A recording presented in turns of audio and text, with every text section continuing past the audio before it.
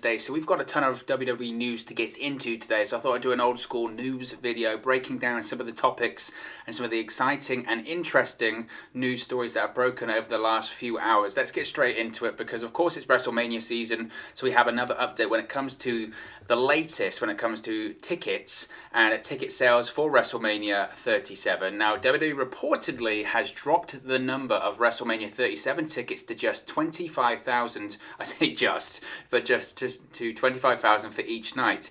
It was previously reported that WWE did have plans for 45,000 fans for WrestleMania 37 Night 1 and Night 2, but now Eduardo Anica of the Tampa Bay Times reports that the capacity for the big event will just be 25,000 fans for each of the two nights. This is just 36% of full capacity for what WrestleMania would hold at Raymond James Stadium for a normal year. If only a normal year without the pandemic. The stadium would usually be able to hold a maximum of 70,000 fans for WrestleMania, including floor seating. It was noted that WWE had dropped the number of seats to adhere to COVID-19 health and safety guidelines. WWE has been working with local partners and government officials regarding COVID-19 safety protocols, according to the article. The NFL Super Bowl was also held at Raymond James Stadium last month, and they had right at 38% capacity, and that crowd included 7,500 vaccinated healthcare workers. WWE will give out free masks to fans as they enter the doors at WrestleMania 37. It was previously reported about socially distanced pod seating when it comes to WrestleMania. Additional health and safety protocols for WrestleMania 37 will include required masks, temperature checks, health screenings, cashless concessions, and mobile ticketing. It was noted earlier this morning that WWE had announced Friday as the new on-sale date for WrestleMania 37 tickets after nixing the original announced date for this past Tuesday. The pre-sale will begin tomorrow morning as well. So there you go. That's the official capacity. So we're going to have 50,000 fans across both nights. 25,000 fans on each evening or each day for WrestleMania 37. Previously, of course, it was going to be 45,000, wasn't it? And that was going to be 90,000 across two nights, which, you know, this is interesting about this, isn't it? Because I've seen some people go, no, I can't believe it. It's shocking. It really shouldn't be. It really shouldn't be. You could even argue that 25,000 fans for each night is still a lot, and it is. It still is a lot. During a pandemic, any mass gathering during a pandemic is a lot of people, and it does make you wonder and worry about certain health and safety precautions. I'm very glad that WWE have dropped the number here, and I think it's interesting. Now, there was a bit of discussion, wasn't there, when it comes to the number of what the fans were going to be each night for WrestleMania, because Monday night, of course, UFC announced that I think it's April, was it 24th, sometime at the end of April, they're going to be hosting a UFC event that's going to be in Jacksonville, Florida, and in their minds and in the minds of Dana White, it's going to be a full arena, no socially distanced fans, it's going to be full arena, maximum capacity, and everything's just normal, everything's back to normal, which is ludicrous. It's because it's not. Even when things are better, and things are getting better, but even when things are better in, say, 6 months' time, we don't know. We don't know what the new normal is going to be. I'm like everyone else. I'm like everyone else that I wish and I hope, and I wish that we could go back to what it was like before, and the whole pandemic hadn't happened, and we could carry on around in our lives like everything was normal. But the fact of the matter, the pandemic is real. It's a thing, and I understand there are vaccinations. And again, that's light at the end of the tunnel, and that's exciting. That's exciting, and it's a relief considering everything that's happened over the course of the last 12 months. But it's incredibly naive, in my opinion, and this is just my opinion, of course, but it's incredibly naive just to assume that everything is back to normal because people are getting vaccinated. That isn't the case. That isn't the case, and precautions, health and safety measures have to be put in place to do events like this. Now, obviously, because of the vaccination, you can potentially start having fans at these events, which is why this is what they're doing for WrestleMania. Are they going to be doing it for Raw and SmackDown on the following nights? Probably not, because you don't have an open-air stadium like you do with Raymond James Stadium. For me, when I heard that first 45,000 number for each night, I thought it was ludicrous, and frankly, WWE hasn't dropped that number because of the outrage, or for people saying that's crazy, or for people saying you can't do that, or anything like that. The reason they've dropped it is because local officials and government officials have said, no, you can't do it. So that's the only reason why. You have to remember, this is the same company last year when it came to WrestleMania 36. After everything had shut down in March and everyone had been told to go home and stay safe and all that kind of stuff, they still wanted to do WrestleMania at Raymond James Stadium. You look at the timeline last year, it was only announced, a few weeks before WrestleMania that actually they were going to move it to the Performance Center and it was going to be in front of 0 fans. They wanted to do that show last year. They really did, despite the pandemic. So it's no surprise they wanted to do 45,000 fans, but I'm glad. I'm glad that sanity has actually reared its head here, and it's in line with the Super Bowl numbers that we saw in February, and all of that makes sense. And it's encouraging that WWE are going to be handing out masks as they enter the doors. It's exciting and interesting, of course, that they've got the socially distanced pods, which is what most events with live fans in attendance have been doing anyway, but also the health and safety protocols, including the mask wearing, the temperature checks, health screenings, cashless concessions, all that kind of stuff is exactly what you need to do. Now, obviously, it's one thing to have it planned, it's another thing to execute it as well. So it'll be interesting to see how they manage to pull this off on those 2 nights in April for WrestleMania, but I think 25,000 fans, look, it's still a lot of people. It's still a lot of people, and you can control what happens inside the arena, or the stadium in this case. It's another thing to control it outside of the stadium when it comes to fans mixing together, because you're still going to have 25,000 fans, assuming that they're not just going to be based in Florida, all converge into Florida.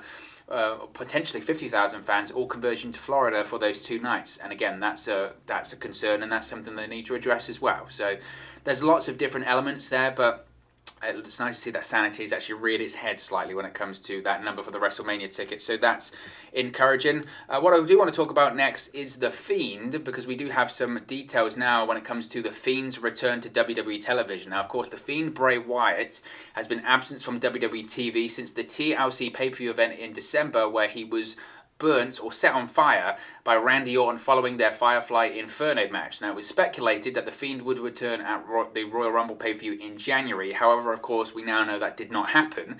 It is now being stated, though, that the former Universal Champion will make his much-anticipated comeback this coming Sunday at Fastlane. Now, even though The Fiend has been absent from Monday Night Raw for the last few months, the feud between Randy Orton and The Fiend has carried on thanks to Alexa Bliss being the proxy of Bray Wyatt on Monday nights. The Fiend's associate has continued to torment the Viper, playing mind games with him every single week on Raw. Now, it was announced this week that Alexa Bliss will be taking on Randy Orton in an intergender match at Fastlane this Sunday. Now, as per a report by Cage Side Seats, The Fiend is set to return at the show on Sunday night. It said, quote, the heavy speculation going around is that Bray Wyatt will finally make his return at Fastlane this coming Sunday night, end quote. So it's going to be certainly very, very interesting when it comes to these intergender matches. WWE typically doesn't like to do them. I know that a couple of years ago there was a push to do them with the whole Nia Jax, Dean Ambrose kind of situation, and they flirted with doing them in the past.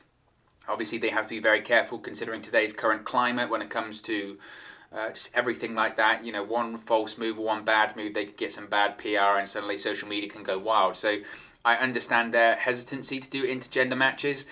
They still polarize people today. Personally, myself, I don't really have a massive problem with them. I know some people really do. And the reason why people have some issues when it comes to intergender matches, the reasons really do vary. Some people don't like them because they just don't think they're believable. They think they make wrestling look phony, and because how could this female ever go toe-to-toe with this guy? Well, there are some pretty badass females out there. I would respond to that one. Some people don't like it because they think it glorifies, violence from males on females and that kind of stuff, which again, I get that, but again, I don't have a problem with it. I'm more into the showbiz aspects of pro wrestling. You have to understand that you're watching a show and you're watching entertainment. When I watch a Marvel film, I don't get upset when I see, Vision, facing off against, the Scarlet Witch or something like that. You know what I mean? That doesn't bother me because I understand that what I'm watching is entertainment. So I don't think that glorifies male on female violence or anything like that. But look, ultimately, that's people's opinion. So when it comes to Fastlane on Sunday, do I expect Randy Orton and Alexa Bliss to have a match? No. Well, could we see possibly, an RKO on Alexa Bliss? Absolutely, we could. Could we see some physicality there? Absolutely, we could. I think Sunday's match obviously is more of an attraction than anything. We might have some slight physicality, but I think ultimately one would think It's basically backing Alexa Bliss into a corner, and then the result of that will be the Fiend's eventual return to WWE television. Now, as I mentioned a couple of times when I've spoken about the Fiend's return to WWE, there's a couple of ways they could do it, really, isn't there? The one way they could do it, of course, is have the Fiend return at Fastlane, or Bray Wyatt return at Fastlane, and then you continue the build to the eventual WrestleMania match between Randy Orton and Bray Wyatt.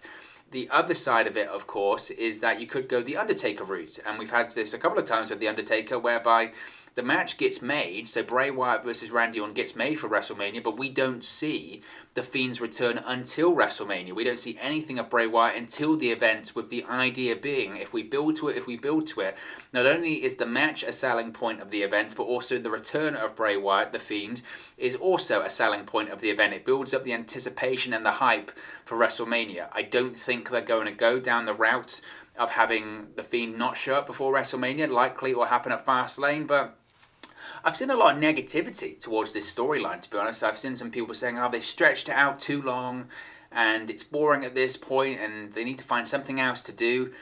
It's fascinating, that, to me, because, again, it's this contradictory message that you get on social media, and maybe this is maybe a rationale for staying off social media, I don't know. But you get a portion of people saying, WWE, they're hot-shotting everything, they don't build anything, they don't build anticipation to it, they don't do long-term storytelling. That's what people say. They don't do long-term storytelling. They never plan ahead. And they never do long-term storytelling, they never do that.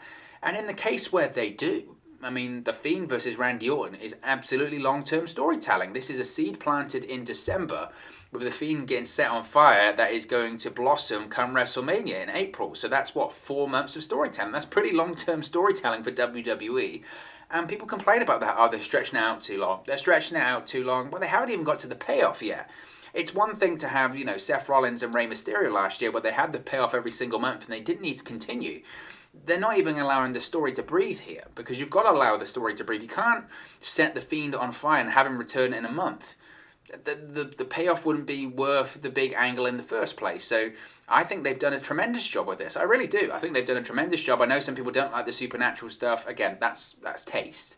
That comes down to, but I haven't had a problem at all with this storyline, and I think everyone involved has done a fantastic job, and I think the payoff come WrestleMania is going to be fantastic as well. So I really don't have a problem with it. I really don't have a problem with it at all, and I'm excited to see The Fiend whenever he does return. He's one of the best things about Monday Night Raw, so I'm happy to see him return whenever he does.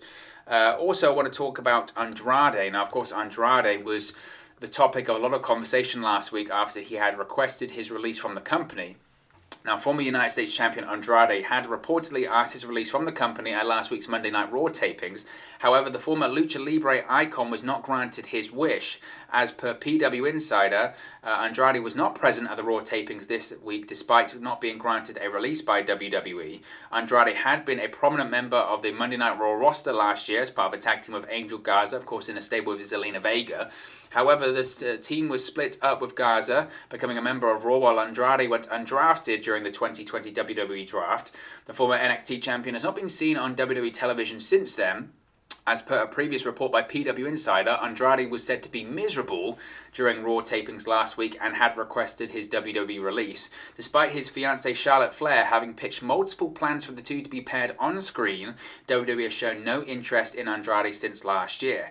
Now, Dave Meltzer of the Wrestling Observer also noted that while Andrade was keen on leaving WWE, he was not granted his release. This is what Meltzer had to say, quote, "Andrade asked for his WWE release earlier this week but was denied. Wrestling Inc. was first to report that he asked for his release at the Raw tapings this past Monday, with Dave Meltzer confirming both the request and the denial."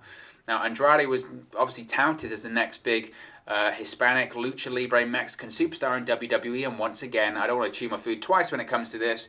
WWE was just messed up another star that comes through NXT, and it's the same problem. It's the same problem. And again, if you want to get my really in-depth stuff, I talked about that for about 15 minutes or so I won't go over it again. This is interesting, because when I spoke about Andrade last week when he had requested his release, I mentioned at the time that I felt it was the beginning of the end when it came to Andrade, but we've seen this pattern happen time and time again. We really have. Stars request their release, and it's very rare, very, very rare. WWE just goes, okay, fine. They deny it, They deny it, and then this goes on for a couple of months or maybe even longer, where this WWE superstar, this talent, will just sit in purgatory. They will sit in purgatory, they will stay at home, they won't do anything. And in some cases, like with Luke Harper, Brody Lee, suddenly they show up back on WWE television, do a little thing, and then they get sent home again.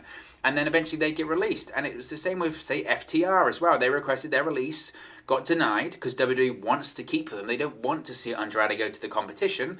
And then they show up on WWE television, they do a little bit more, but eventually they realise that they can't keep this unhappy person there. And eventually, I don't know the situation when it comes to Andrade's contract, I don't know how long he has left, but eventually they realise we can't keep him. He's unhappy and there's nothing going to change that. So I think Andrade will eventually leave WWE unless something drastically changes.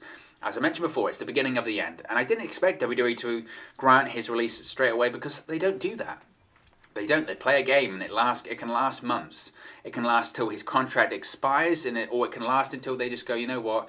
At this point in time, he's not even worth anything to us, and they let him go. So this will rumble on. This will rumble on. Of course, he is connected to Charlotte Flair. Charlotte Flair is his fiancée, and maybe the fact that he has those connections, maybe that could bring the two parties back together, if you will, and maybe Andrade will finally, or Charlotte Flair will finally get her request, and Andrade and Charlotte Flair might be paired up on screen. We could still see that happen. I don't know. At this point, as I mentioned before, personally, I feel like it's the beginning of the end, but anything I suppose can and will happen when it comes to that.